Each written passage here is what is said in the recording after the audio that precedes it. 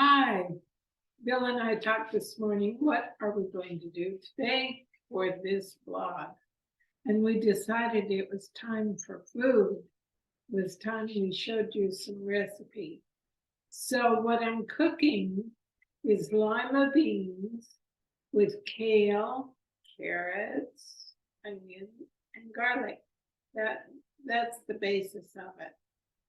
And I'm using my homemade stock, which comes from all the organic peelings, tops and bottoms of veggies. So I get the taste of that, and I get the nutrients, at least some of the nutrients of that. Now you can buy stock at your health food store or grocery store, and that'll work fine. It's not as tasty. So for what it's worth, I encourage you to look at making your own stuff. So let's begin. We've got 5 cups of stock. That's fine. And it's dark and beautiful and tasty. And we're going to add the carrot. Let me show that stock. It didn't show very well. Yeah, there we go. It's really nice and dark. Yeah. And we're going to add the onion, garlic, and carrots to it. Now, Bill, if you'd come over here and hold this pot. Okay. Then I can do it in a one fell swoop, which is what I like. We want you here? Yeah. There we go. It's like splash time. Yeah. Yeah, we'll take it slow with the movie. So I used 3 carrots. Nice organic carrots.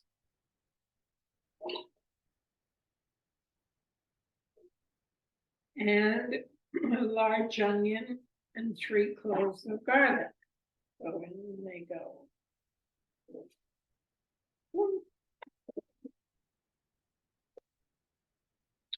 Your knife, the back of your knife's like a little snow plow. Yeah. We get a lot of snow this year. Okay, almost. I like to get every little speck.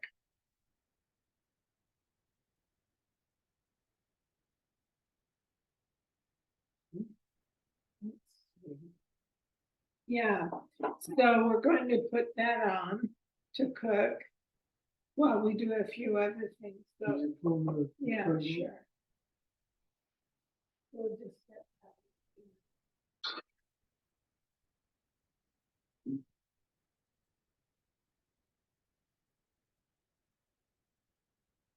And I want to show you the beans that we're going to use because I cooked those earlier in my Instant Pot.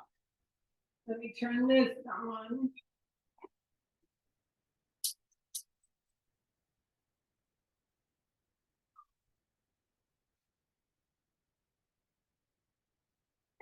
So I started out with 1.5 cups of beans. And now I've got my lima beans all cooked and beautiful, ready to go in. And I'll add those pretty soon. So the other ingredient is a bunch of kale that I've torn up. And the question always is, well, what do we do with the stalks?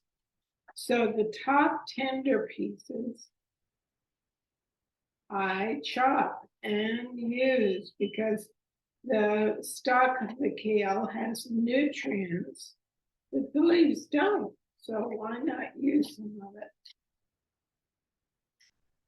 And then this, where does this go? In my stock pot.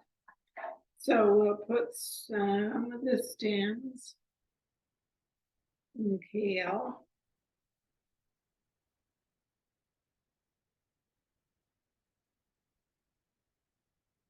Yeah, here we go.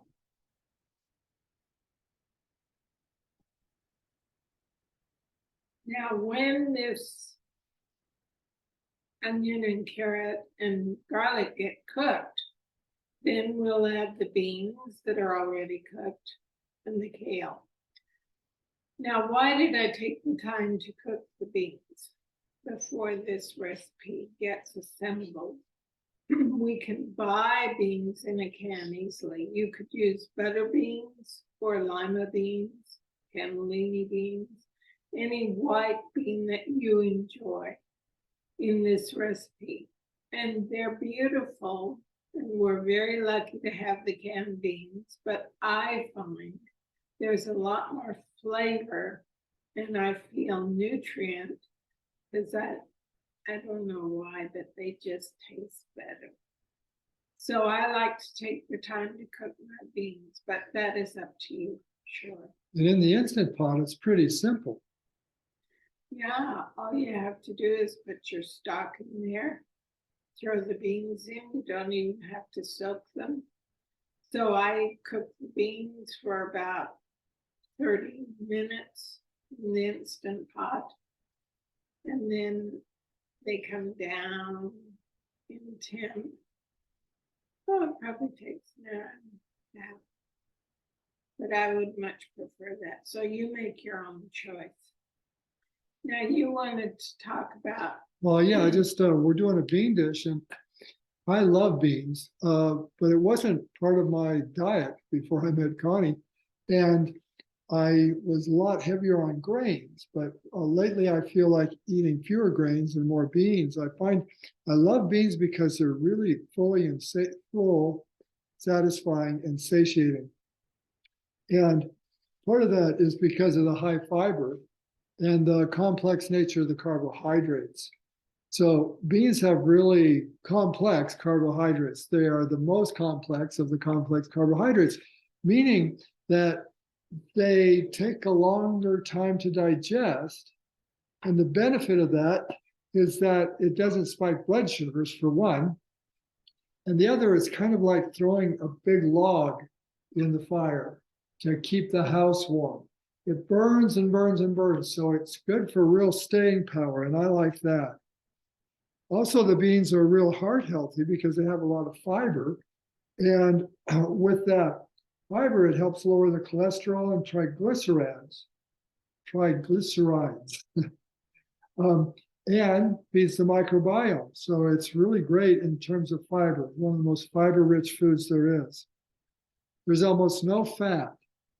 There's only like 2 to 3% fat in these beans. And so, we're trying to watch our fat levels because that generates insulin production and also IGF-1, which can be problems for different conditions. So it's great that there's almost no fat. We get our fats. Where do we usually get our good fats? Avocado and nuts and seeds. Yeah. So we're not lacking for fat. And so we like these real low-fat foods. And they're a good source of protein.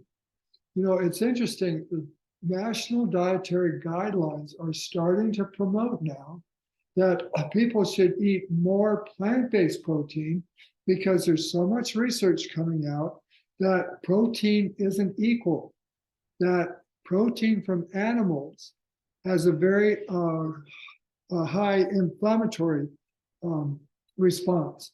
And so even though it's protein, we get our amino acids from the protein that we need to build our hormones and our bodies. The protein that we get from animals isn't as healthy. So I thought it was pretty interesting that the national dietary guidelines, who have such strong pressures from lobbying interests, they're starting to say, you just can't ignore the evidence. Plant-based protein is better than animal-based protein. Yeah, that's so important. And the way to know all this stuff best, it's a lot of facts that can be helpful, is how does your body feel when you eat beans versus how does your body feel when you eat animals? There's a big difference in the ease of digestion and the way the body receives it. Yeah, and they're also gluten-free for anybody that's dealing with gluten. It's a great way to get protein and our energy source of complex carbohydrates without having to deal with gluten. And they're so expensive if you make your own. Inexpensive. Yeah. Really inexpensive. So they've got a lot going for Okay, now I'm gonna tell you what's the process. And then we'll show you the cooked dish at the end of the video. So I'm going to add my garbanzos, my lima beans. And when the carrots, onion, and garlic are cooked in the soup stock, and I'll add the kale at the same time. And I'm going to add my spices then. So I'm going to use thyme, some turmeric. This is a great anti-inflammatory spice. Red pepper flakes. I like Mrs. Dash extra spicy. And ground black pepper. Those will go in. I'll have them all on the recipe for you so you'll know the quantity. And then at the very end, I'm going to add half a cup of hemp hearts. This is a great way to get natural fats in the soup. And I'm going to add a half a lemon juice. And the hemp hearts, those are high in the omega-3s, isn't it? Yes. So if we're paying attention to the ratio of omega-3s to omega-6s, hemp hearts are a great way to get your good fats with the real good ratio of omega-3 to 6. So we'll come back shortly and show you this beautiful cooked soup and tell you how it tastes. Okay, so our dish is almost done. We'll take the lid off. And now take a look. Beautiful, huh? Yeah. And now all we have to add is our half cup of hemp hearts. Oh, and our half lemon. I find that lemon brings out the flavors more of everything that's in the dish.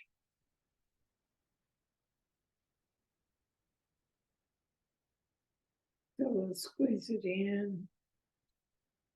Good. Now this recipe I took and then adapted to what I wanted to add to it and the portions that I wanted to use from forks over knives. And I think they do a fabulous job of helping people who want to learn how to cook whole food plant-based. So take a look at their site when you have a minute and see what calls you that you might want to make. That's everything now in here. Now comes the best part of the whole thing. I get to taste the broth and see what it's like. What's lovely is delicate, slight sweet taste. Beautiful. So you'll get the recipe. That's white bean or lima bean and kale soup. And we're going to have it right now for lunch. So enjoy.